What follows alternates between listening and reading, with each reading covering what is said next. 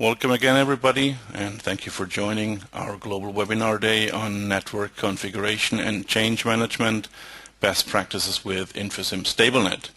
My name is Dietmar Kneidl with Infosim, and I will be your moderator for today's event.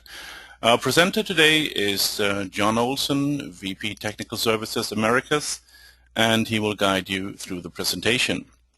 Before I hand over to John, I just wanted today's audience to know that all of you are automatically muted to keep down the background noise.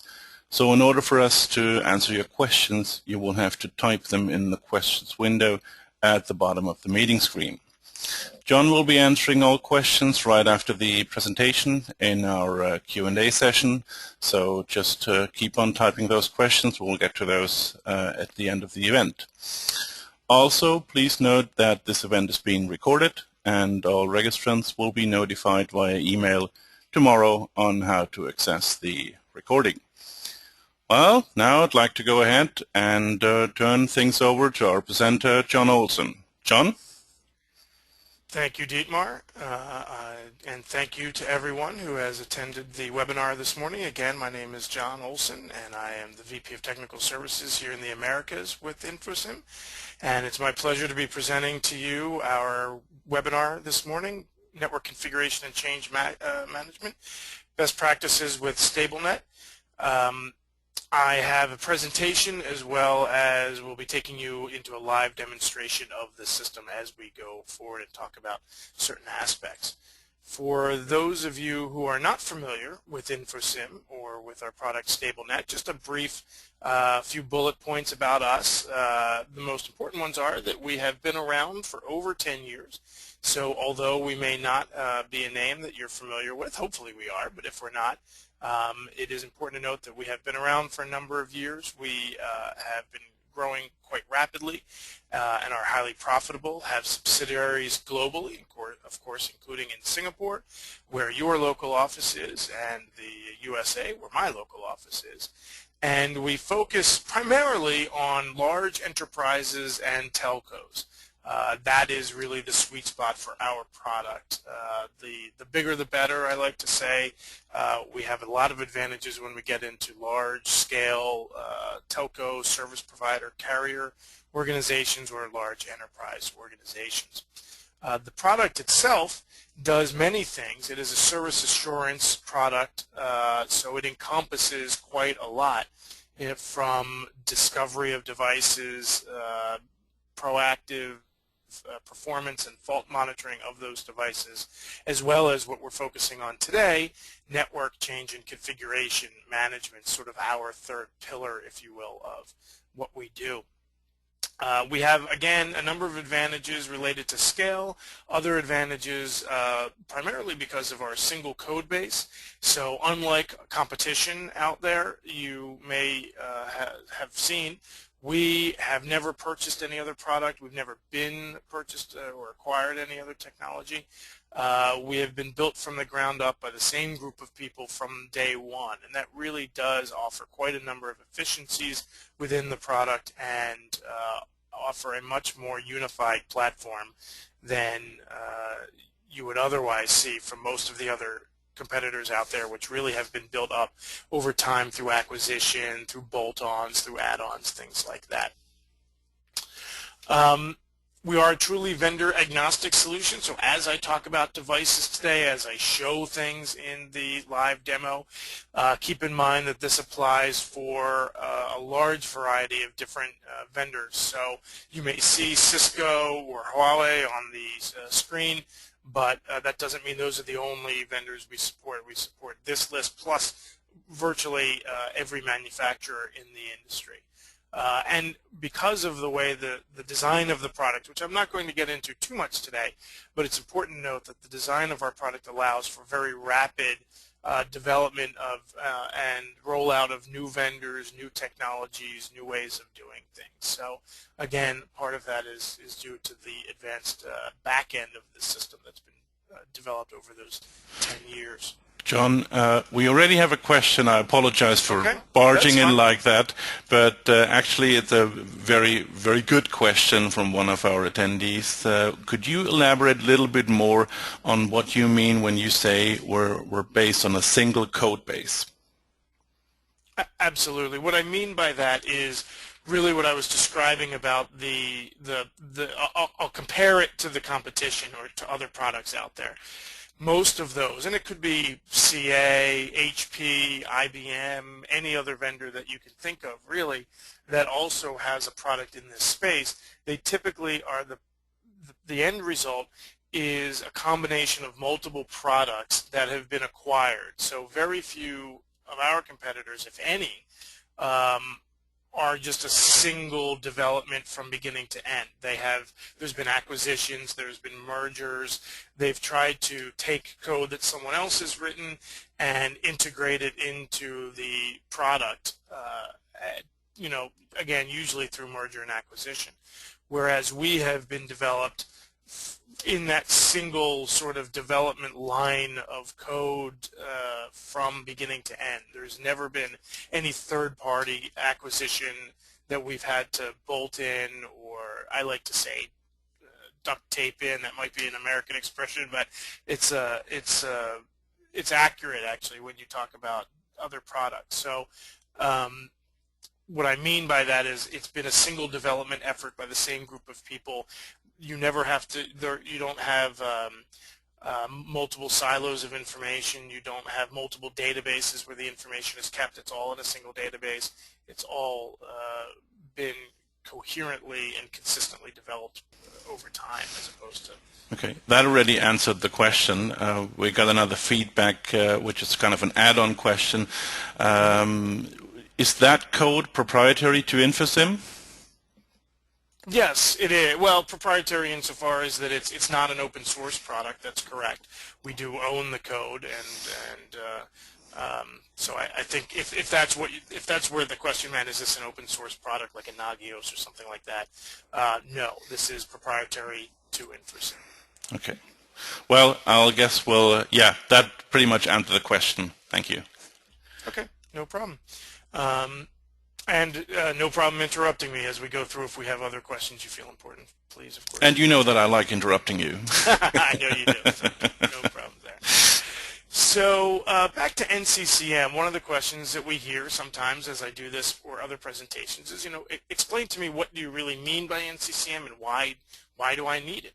NCCM, of course, again, network change and configuration management. And ultimately, I've got a few quotes up there, some studies by Gartner and Enterprise Management Associates and others that describe the number of outages and errors that companies typically see. Gartner suggests that through 2015, 80% of outages will be caused essentially by misconfiguration of devices. So you've got, and when I'm talking about devices, primarily we're looking at infrastructure devices here, switches, routers, things like that, and a misconfiguration of those devices. Whatever the cause of that misconfiguration is, and we'll talk about potential causes in a minute, that those lead many times to network outages, which of course if you're a service provider means that you're not meeting your SLAs. If you're an enterprise, that means your internal users are unable to do their jobs, all of which is very bad, of course, right?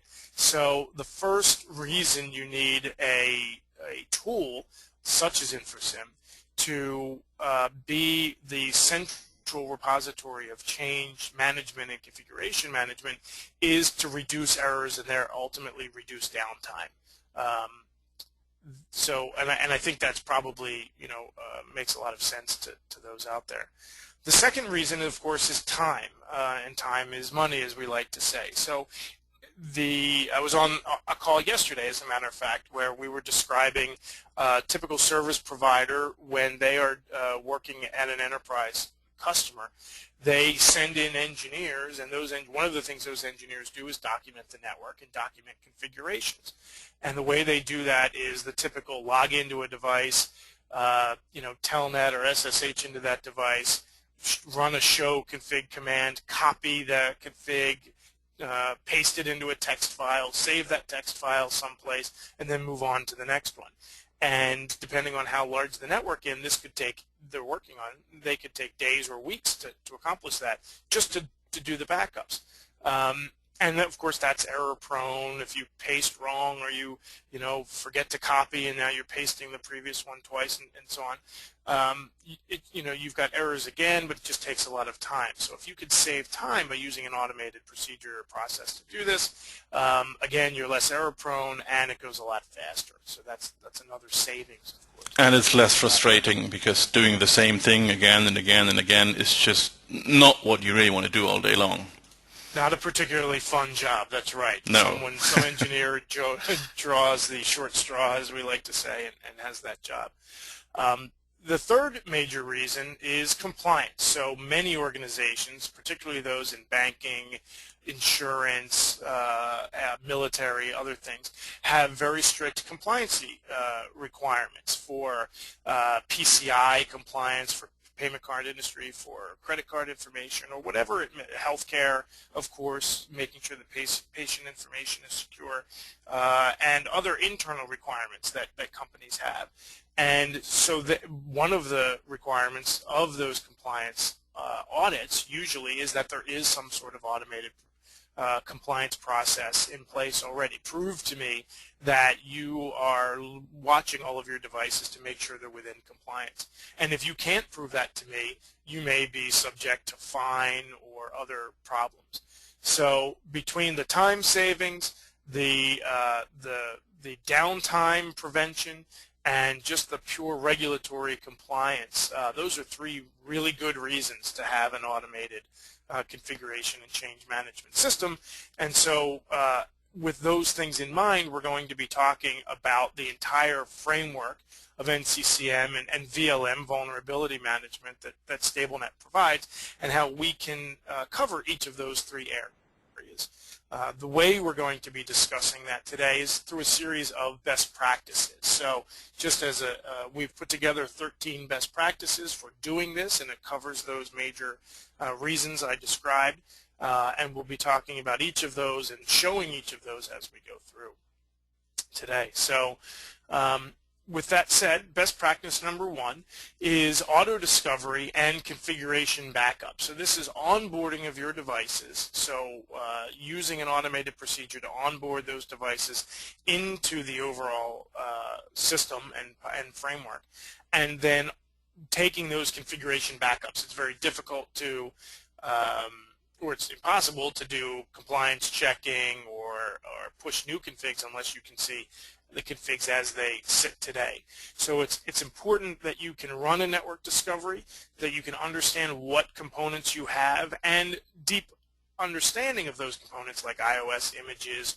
startup and running configuration files, module information for things we'll talk about later, like vulnerability checking and end-of-life checking, which is all part of this. StableNet has this capacity built into its core product and its NCCM module, and so we can subsequently track and report against those operational states, those device configurations, that physical hardware model, etc. And I'll be showing that momentarily. Best practice number two is automated alerting. So it's important then to, and this is one of the most important things, is once we back up a device originally, that's great, but it's also important to see then if that device has a change to it, or if it has a failure to it, if we're just proactively monitoring those devices as well, to alert someone that the change has happened and potentially immediately take an action on that, like backing up the device again so that we have the next backup of the configuration files, and also a rediscovery of the device so that if the device physically changed, if an interface was added or removed or some other change was made, that we've got the current device information available to us for those policy checks, compliancy checks, vulnerability, end-of-life, end-of-sales checks. All of the things that we can do, of course, require an up-to-date backup and discovery, and those can be triggered in an automatic fashion in StableNet based on an alert that comes from syslog, for example, or from other alerts that we're constantly watching out for. So first back up the device, second alert when that changes, and then maybe make an action on that change like a new discovery or a new backup. If you don't automatically trigger a new backup or new discovery based on some alert that we see, it's still a good idea to schedule those backups periodically. Typically it's daily. We have certain customers that do it more than once a day. They're a very rapid environment, lots of changes. They need updated information every 4 hours or every 6 hours, and in that case we can actually schedule those backups. We can compare and contrast those backups to each other, all on a scheduled basis. With that said, this is a good time to take a bit of a stop here. I'm going to dive into the actual product. For those of you who haven't seen StableNet before, I'm now switching over to our GUI. Just a quick tour around the GUI. One of the things you'll notice is it's a single GUI. I can do everything. Everything in StableNet can happen from this GUI. I'm particularly in the go ahead, Dietmar. It sounded like you wanted to jump in there. Sorry, you can hear me. You can hear me breathing. Sorry for that. Well, yeah, we have one more request. As you go along in our event today, if you find a chance, could you perhaps point out or highlight if other competitors' products have these features as well, or a little bit differentiate us feature-wise towards competitive products. Just if you can do that. Absolutely, absolutely. One of the things you'll find is that because StableNet does so many things, there are quite a few competitors out there. Most of those cannot do all of the things that we can do. They may focus on one particular area. They can just do a piece and not some other pieces. So, I'll talk as much as I can about the competitors that I know and what they can do. But it is just the first note on that is the fact that we do so many things that there is a really limited number of other offerings out there that can do all of the things that we can do. One of those, actually, if I begin with the inventory area, this is the discovery, the onboarding of devices. We run our own discovery, which is somewhat unique. There are other competitors that do discovery, of course, but there are also a number that don't have the capability of doing discovery. They rely on the end user, the customer, if you will, our customer, to onboard that information manually or from a spreadsheet or from some other CMDB, whereas we can get that information directly into StableNet through our network discovery process. When we do a network discovery and we onboard a device, and I've got a few representative switches, routers, and things here, you'll see as I go into device information and move into the global area that we are really pulling a lot of asset information first, right? So what type of device it is, what model number, operating system, particular image and family and feature set information, which all becomes very important if we're doing vulnerability and end-of-life checking later, as I'll talk about it. It all and including module information, so I can see all of the individual modules, if there are daughter modules or things that go in slots, if there are, if they have their own types and serial numbers and firmware revisions and things, hardware revisions. That becomes information as we important as we go down the line later. So the first thing we do is onboard those physical devices into StableNet so that we have that information.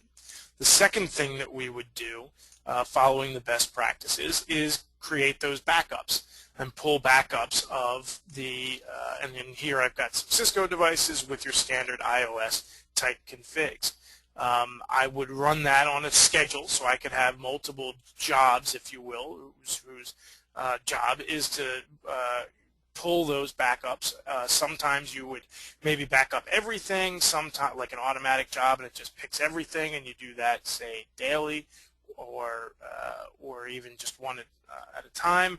You may have a particular group that you just want to back up on a different schedule. It's really up to you. And in our little sandbox system here, we've got some different tests and things and jobs. But what you would typically see is a number of jobs, maybe for different groups, different kinds of devices, different areas of importance, however your infrastructure is set up. And then those jobs run and automatically take the backup. So I can see individual backup. I've opened a particular device. I can see a backup. One of the nice quick things we could do is say compare two backups to each other merely by selecting them and saying show me the diff between the two. And I can see in a color-coded fashion changes. For example, there's a little blue line here. I click on it, takes me right down to that line, and I can see from the original backup in September to the new backup, which is today, I've got a difference in that particular line. There's a new community string that's been added, and I can just see it very rapidly. I can also see it in what's called the unified diff format. So I could see a plus where something has been added. It's that same line. This can be useful for other third-party systems that want to see configuration changes in this format. So I can take configs, I can store multiple ones. Obviously, I'm going all the way back a certain period of time. You can set how many configs you want to save and or how far back in time you want to go in terms of storage of those configurations. You can also, of course, these configurations are stored in our database, but you can also make those available to a file system for pickup by another system, maybe offloading to a SAN or something that stores those for backup purposes in case, or DR, disaster recovery purposes, etc. One of the things you'll also notice is we're storing not just general configs, but we can store all kinds of other information. So basically a show command type thing. I could show and I could save those and do the same comparisons. And essentially, I can pick any of these commands to store. So this is just a big long list. You may not want to store all of these, but it gives you an idea of the power. You can show startup differences. So I can pick and look at time and say, hey, and if it's blank, that means there is no difference between the running and the startup config. Sometimes there is. In this case, there's a big difference between what's in the startup config and what's in the running config, which may indicate that's usually not a good scenario because, of course, if the system has to reboot, then you get a different new config than you were running with previously. So we can show all of that directly in the product in a very simple fashion, onboard the device, create the backup job, and you have all of this information automatically. I think I'll jump back into the presentation now just to keep going.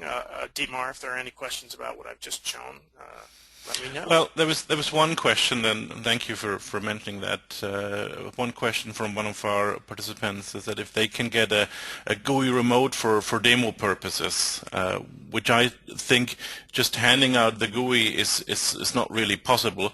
But what we do is I've typed in the chat before, we can do one-on-one and more extensive demonstrations of StableNet and all its capabilities, because I mean, you just glanced at the program for a couple of minutes, and there's a lot out there that would need explanation and would need, well, guided explanation more or less. Absolutely, that's correct. But we are happy to do that guided explanation for you at any time. What we also do, and what you can find on our website, is we also, if you wish to evaluate the product, we do make 4-week training licenses or 4-week evaluation licenses available.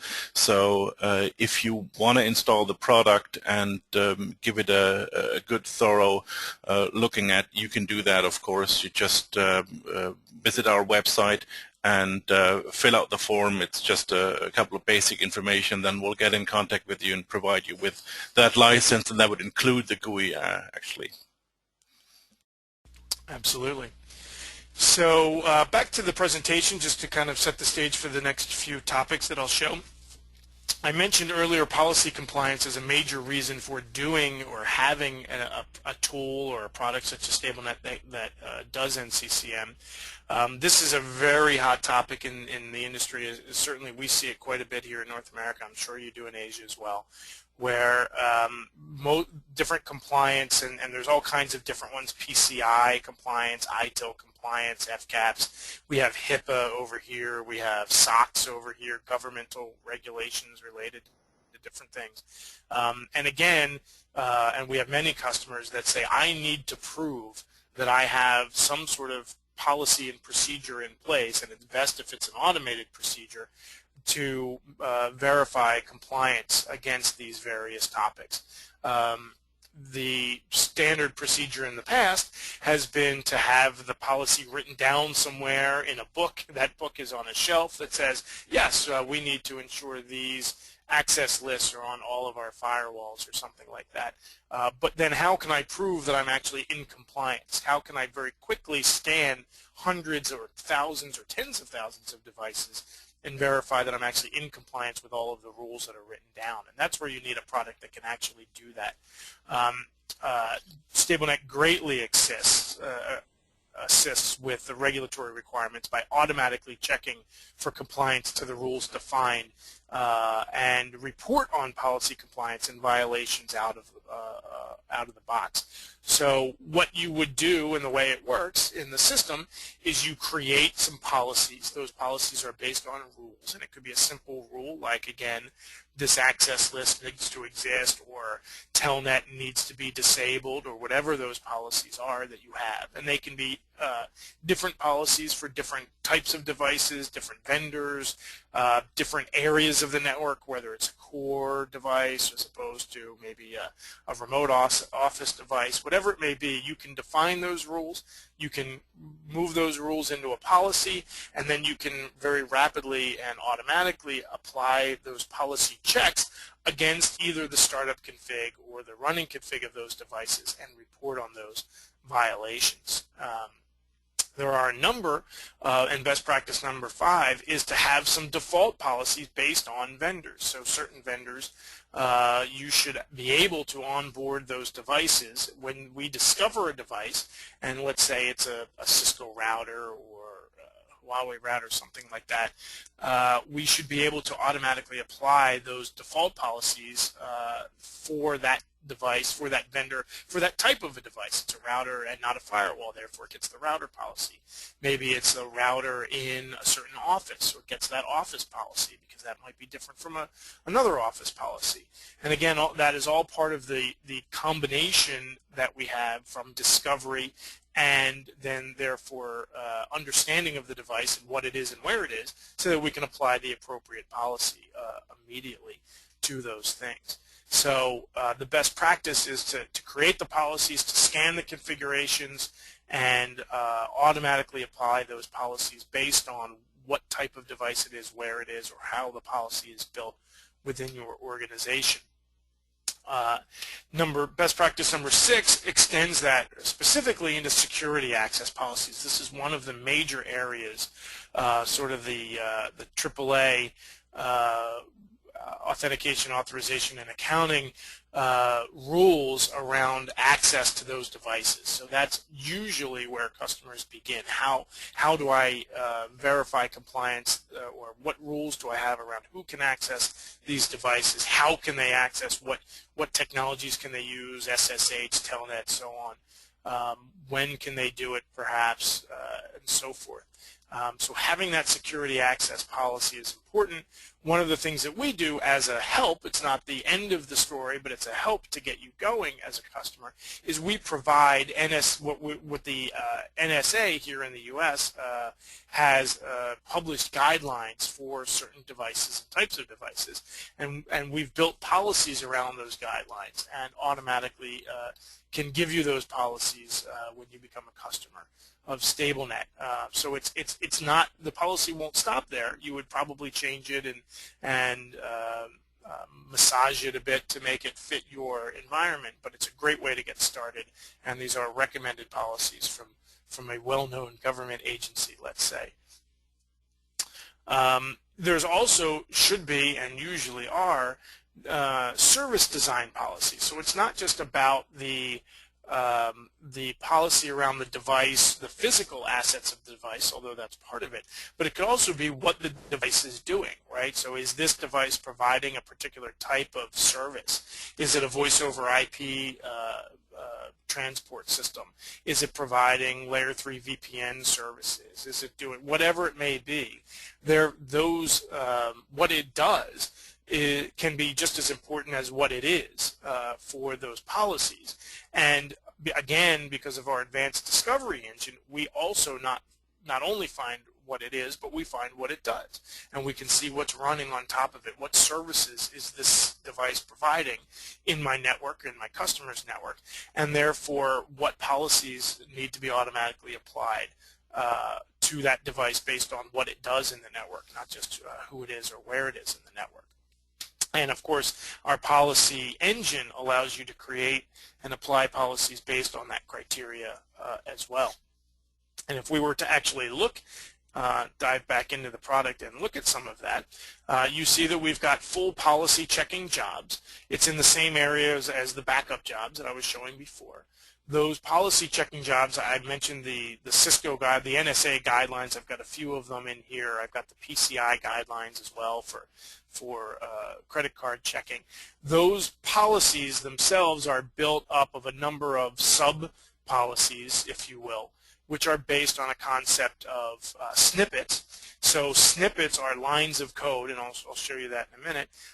And those lines of code can be looking for a positive or negative violation for all kinds of different things. So I could say, do not use the enable password or something like that, and I could see exactly what I'm doing there, what I'm looking at. I can tag those things. I could actually dive into that and go into the back-end settings a little bit. You could see the snippet I'm using and how it's designed as a regular expression. I've got a number of options that I can go through. I won't talk about all of them today, but the end result is that you can build a very flexible policy. I can have a positive match. So if I see that snippet in the configuration, then that's a violation, or if it's not there, that's a violation.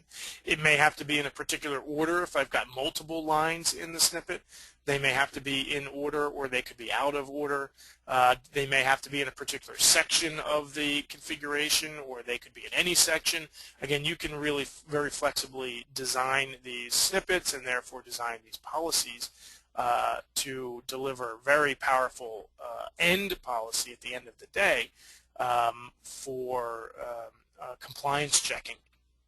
Once I have those, I can again, of course, schedule those. I can, the policy check itself. I can apply this scheduled policy to every device or a certain number of devices. In this case, maybe I only want to run these policies against devices that match the filter for the vendor Cisco and running iOS as the operating system. And if I look at everything, you'd see it's 16 devices. I've got hundreds of devices in my system, but only 16 of them are Cisco iOS, and then therefore those are the ones when I run this policy that will get that particular policy check. When the policy check is done and run, what you get on the screen, of course you can get this in a back-end report, is a very nice visual report as you can see on the screen. I've already done it for you. I've run the policy check, and I can look at each guideline that I've checked. I can look to see whether I'm compliant or have violations. Some violations are more severe than other violations, and you can set those severities. Is it a major violation? Is it a minor violation? It's just an informational warning, and so on. And then I can see exactly where it is. If I've got a violation, I can see exactly what that violation is. I can see what content in the configuration I should be looking for, and what I actually see when that was run and when it was detected. And so it's a really nice, very sort of color-coded way, and if I actually look at the backup itself, I can even see individual lines are color-coded that I've checked, and they're green or they're red depending on whether or not there's a violation in the system, right? So, and of course, all of that can be exported out to a report or built out into a compliance report that could you know, be daily, weekly, monthly, whenever your compliance checks are typically run. Hopefully that made sense to everyone. I'm going to go back to the presentation again. Dietmar, I'll ask if there are any questions that have come up. No, not at this time. As I went through. Okay. So you must have been good. I hope that is the actual answer. Moving on to our best practice number 8, I've talked about this earlier, but real-time configuration change detection. Typically this is done through syslogs. If someone goes in and makes a change to a device, that device would send a syslog to StableNet. StableNet can watch for that syslog. If we see it, we can then alert on it. We can also then automatically trigger an action like back up the device, rediscover the device, and so on. So that ensures that even as the network is changing during the day or during an hour, we're automatically keeping up with those changes. Maybe we automatically trigger a compliance job against that change to make sure that that change hasn't, now taken that device out of compliance and so on. It's very essential to be able to watch for those things and do it automatically. Best practice number 9 is the configuration comparison. I've shown this already, but it's very important to, as part of an overall compliancy procedure, to track and report previous and current operational states. So again, I want to know what has changed over time on this configuration or within this device. And I can do that very quickly. I showed it already. I just select 2 or more. I could have selected 3. And I can say, just show me the difference, the config diff. That can also be run as a scheduled job and output to a report. So I could come in every Monday or every morning and say, show me the config diff report for the previous day.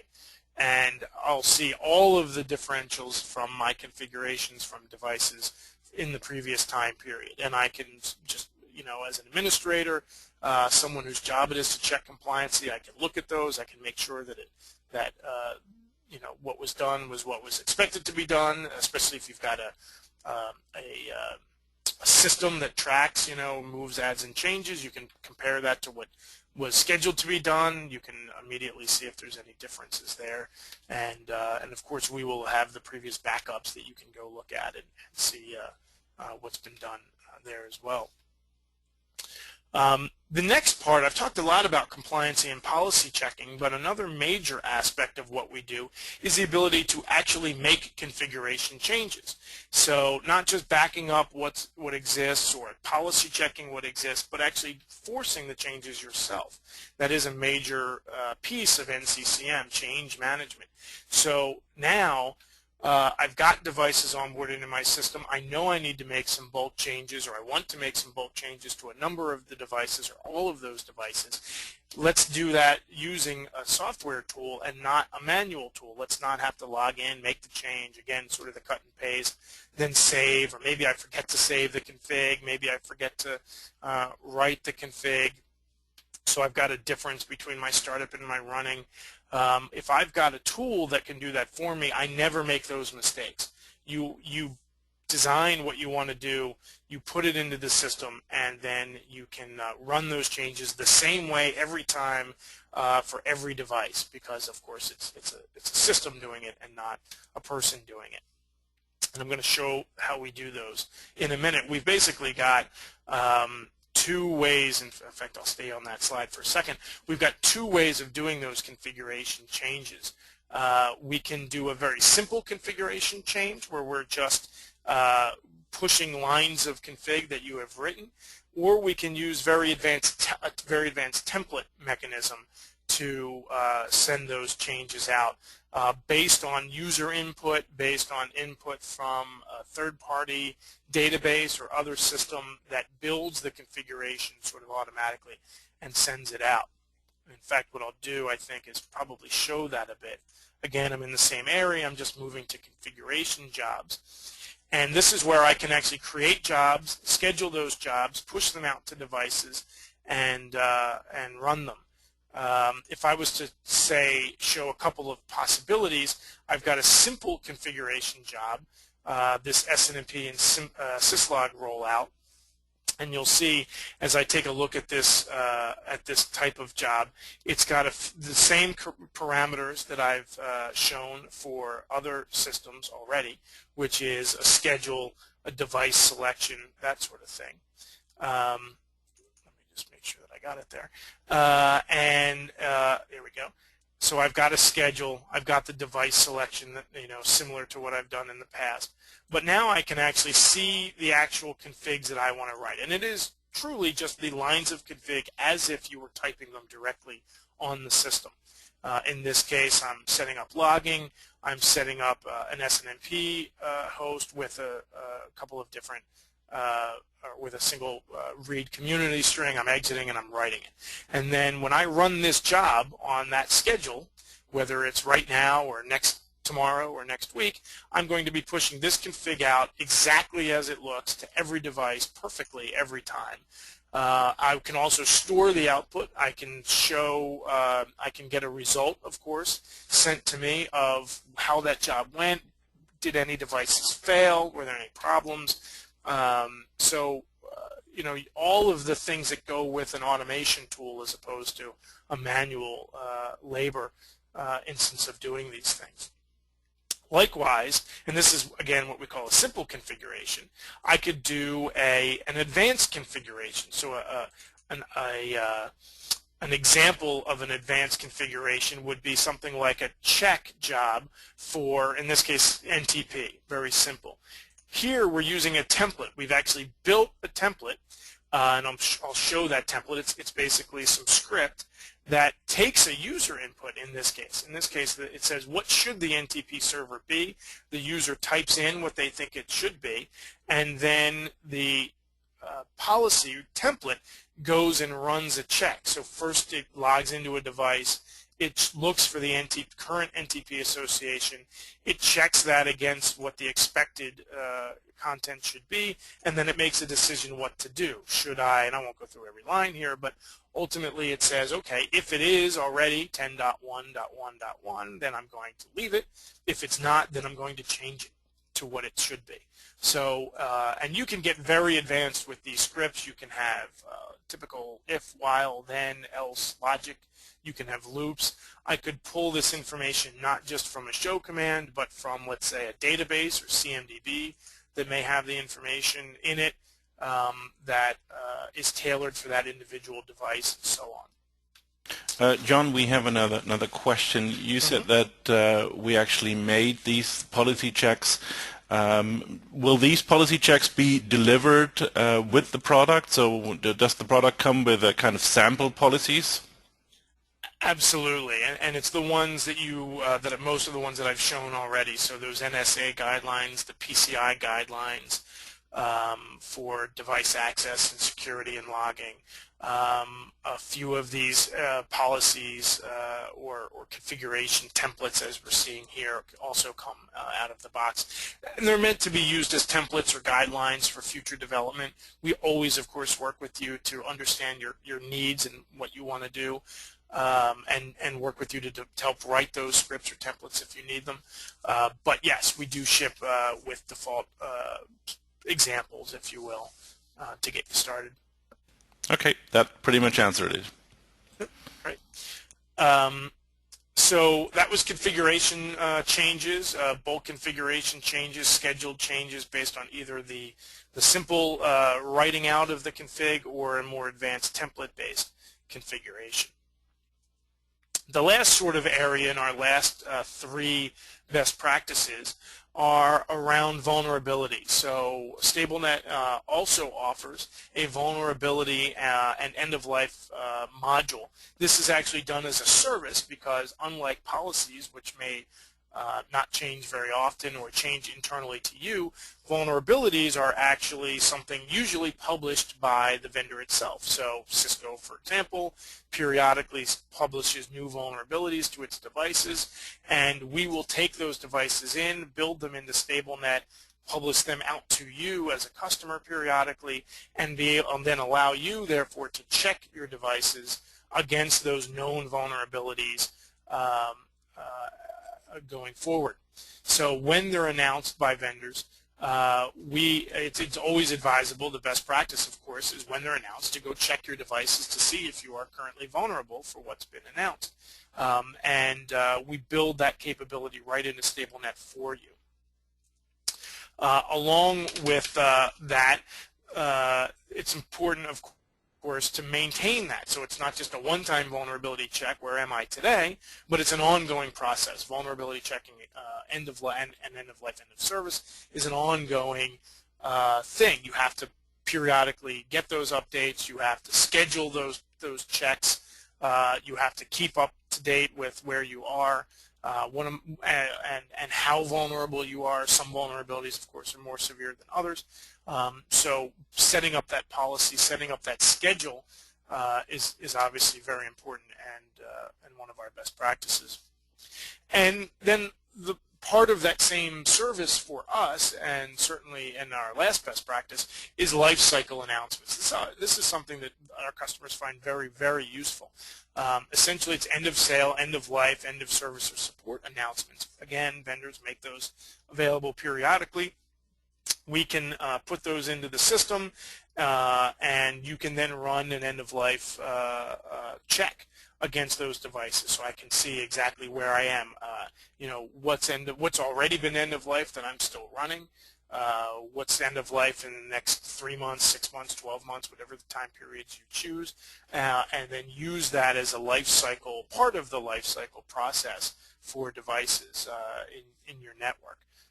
And again, you have to keep up with that. You have to make it a periodic check. You have to really add that information in as it comes out from the vendor.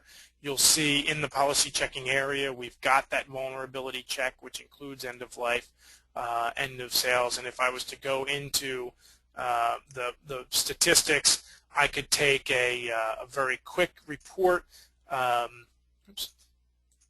for vulnerability and end of life. I can say, show me a detailed vulnerability table. This is the reporting or the ad hoc reporting engine that I can very quickly see all of the devices I've run against, when I ran them. If I move over, I can see if there are any vulnerabilities that are related to that particular device and what that device is running. So, for example, there may be a vulnerability related to network address translation and H323 VoIP, and we would only tell you that you are vulnerable if you were actually running that on that device. So although it may apply to a particular version of code, if you're not running the service that's related to that, we don't tell you that it's a vulnerability. So it's very intelligent. We can tell you what document ID that came from, or CVE ID, what URL the advisory came from, so you can open that up, what the advisory was, what the score was. Most vendors have some sort of scoring system associated with that. So we make all of that very available to you easily. You can also see device end of life and individual module and software end of life. So you could do a device end of life table, and again, it's based on the last time you ran an end of life check. I can see the device name. I color code it very quickly if there has been something, if it's been end of life, when it was end of life, where that system is, and more information about it. I can see this one is very, very old. It's been end of life, 2 years ago, in fact. So you can see very quickly if you've got any issues with your systems or devices there. we have a question from one of our attendees. They're actually already using the product, StableNet Telco, a less current version 5.12, and the question is if StableNet supports devices like H3Com and MyPoo, because right now they cannot back up H3Com and MyPoo with this version. That's a great question. I'm not sure the answer for those two particular vendors. I can certainly look into that and get back to you on it. The latest version, currently 6.5 and soon to be 7.0, of course includes additional device support from the version that you're running, which has got to be at least a year and a half old based on the version that you described. So I don't know about those two particular vendors, but I can certainly get the answer for you and get back to you. Yeah, well, those questions are being recorded anyhow, so we know who has answered which question. So we're going to get back to you on that one definitely. We have another question about competitor products. Well, do our competitor products have these kind of auto-generation policy features, other features like auto-config change, vulnerability optimization, etc.? So whatever you just mentioned, John, so does our competition do the same thing? In some cases they try to, of course. What you'll find if you look at the landscape of competition out there is either products that are similar to StableNet in that they are an overall kind of element management system or network management system. Many of those have no NCCM capabilities at all. They focus only on fault and performance management and don't have this capability. There are others that are only NCCM products. So there's a few of those out there. They don't do anything else. They won't discover your network for you. They won't be able to monitor your network and do all of the other things that we do. They only do configuration and change management. There's a very select group of products out there, many of which are much more expensive than StableNet and also don't have quite the features that we do that can do both. So you know, it's very rare to actually find a system that can do all of the network monitoring features that we offer out of the box, as well as the NCCM features that we offer. Well, maybe just to add that when with a lot of customers we encounter something that we more or less internally call a zoo of management software. So that's exactly the same line of argumentation. Many of our customers, or many of the people that are interested in StableNet, do have quite a number of network management products in place in order to deal with NCCM or fault or performance.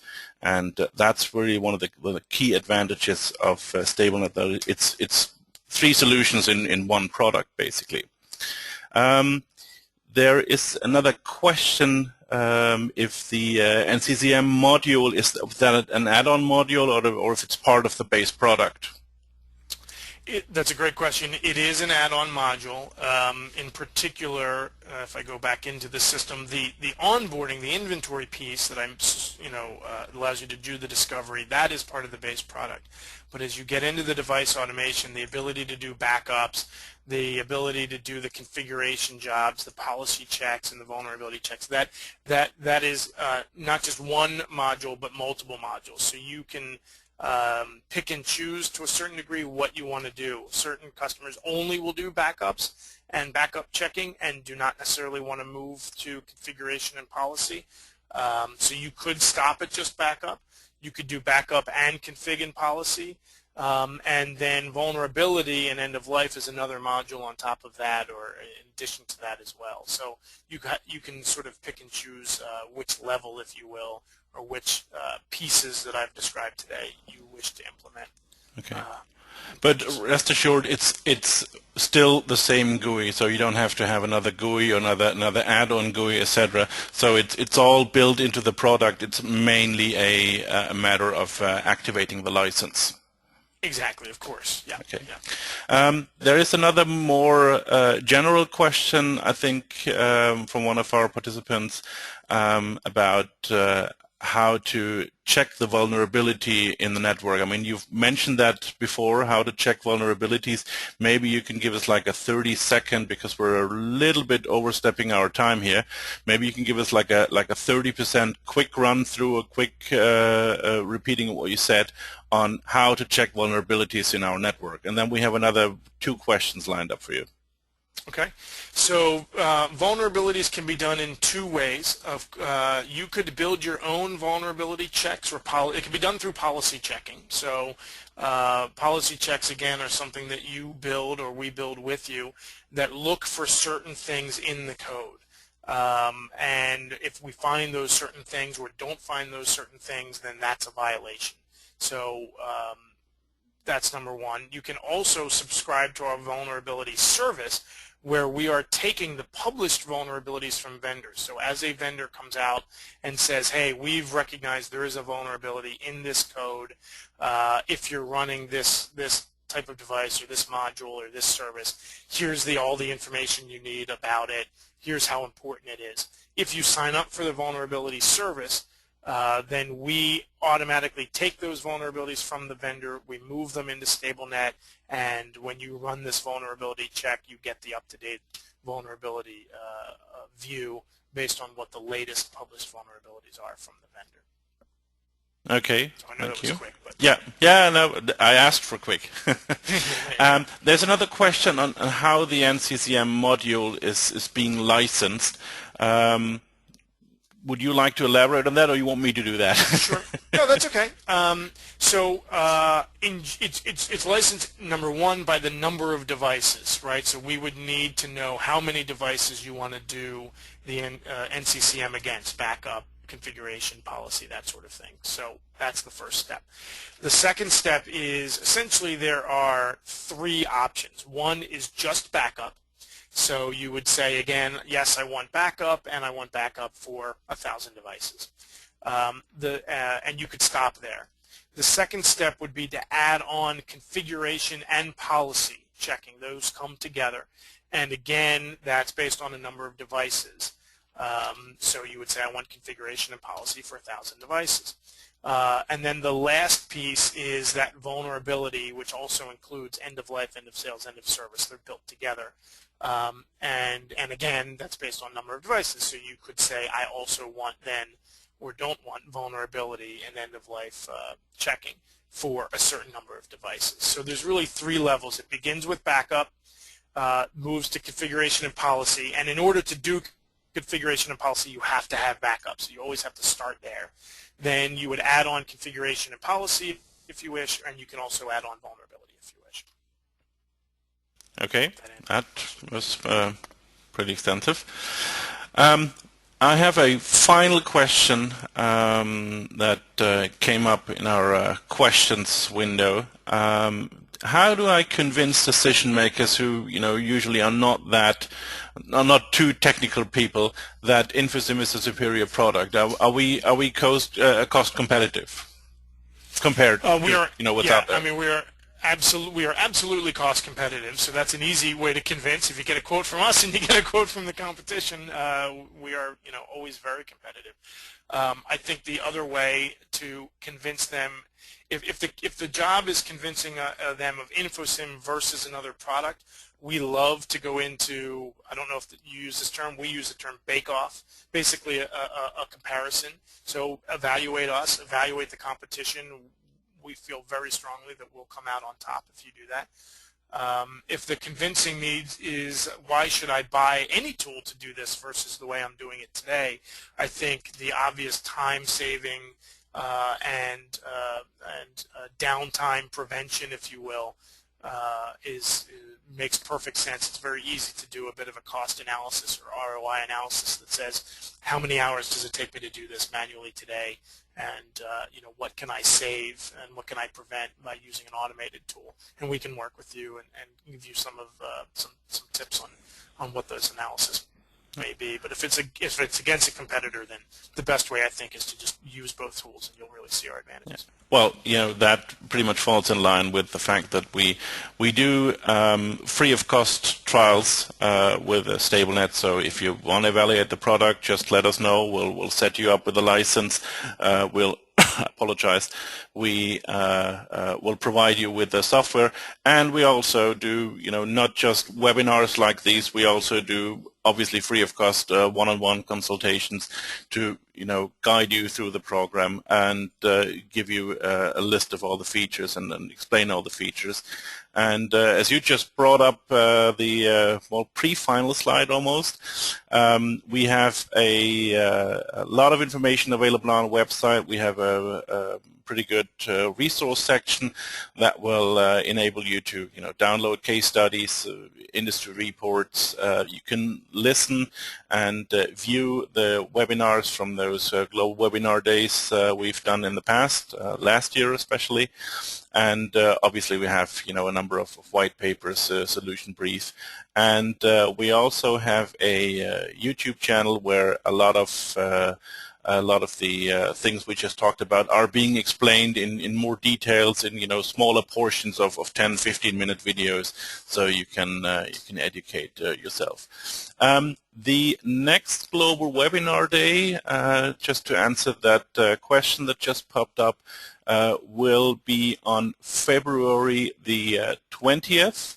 I can't tell you the subject of that webinar, not because I don't want to, but because we're still discussing the one or two subjects. But rest assured, if you follow our website or our LinkedIn company page or the Twitter accounts, all of those links are available on the website. We'll inform you prior to the Global Webinar Day on what we're actually talking about at that time. Thank you. So I think that does pretty much wrap it up. We've been going through questions, so if there are no further questions, I'd just like to thank everybody for attending. I appreciate you taking time out of your day to listen to what we have to say. I hope it's been valuable for you, and we hope to see you again on a future webinar. Yeah, just to add in like that, I mentioned that earlier, a recording of this webinar will be made available to all of you, all of those who registered for this webinar tomorrow. You'll be informed through email. And if you have any other question, I've put John's and my email in the chat, and obviously you can contact any member of the sales staff with Infosim if you need any additional information. We'll be sending out a PDF version of that presentation slides to everyone who asked for it. If you would like to do that after this one, just take a note of the email addresses that we supplied in the chat. And also from my side, well, thanks again for joining us today, and enjoy the rest of your day. Goodbye. Goodbye.